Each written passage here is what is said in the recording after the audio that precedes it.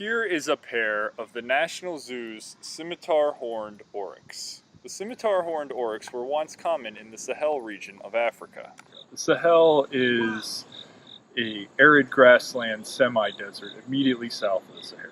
Scimitar Horned Oryx used to do very well there. They conserve water quite well. They use the cooler parts of the morning to forage for vegetation, and then they seek shelter underneath small trees and bushes during the hotter parts of the day. They used to roam through the Sahel in herds of thousands, but no more.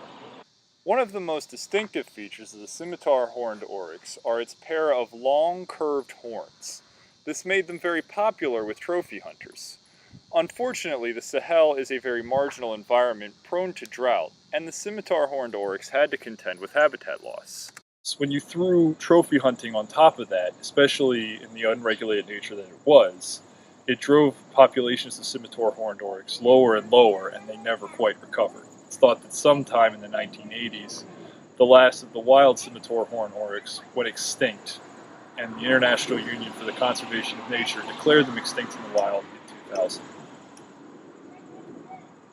Thankfully, extinction was narrowly avoided because several specimens survived in captivity.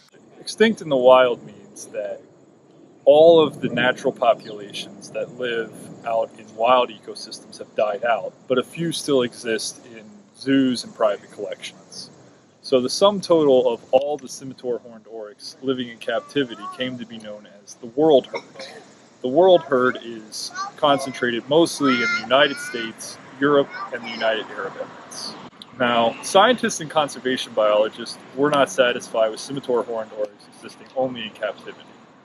Somewhere these animals should be roaming free with the desert sand beneath their roofs.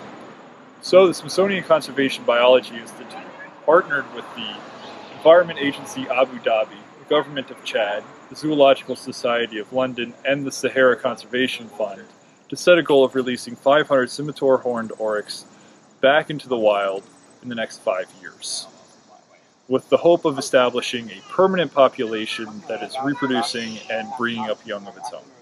Scientists are well on their way toward achieving that goal.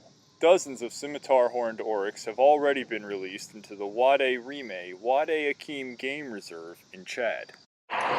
This is one of the largest protected game reserves in the world, and is part of their native habitat. Now, upon release, some of the Scimitar Horned Oryx are affixed with GPS collars. This enables Smithsonian scientists to collect data on their behavior, their use of the landscape, and their survivability. This data will be useful to the Smithsonian as they refine their release efforts toward their goal of establishing a permanent population. And so far it seems to be working. A few calves have been reported in Chad. These are the first Scimitar Horned Oryx to be born in the wild in decades. So now there's hope that Scimitar Horned Oryx will roam freely through the Sahel as they once did.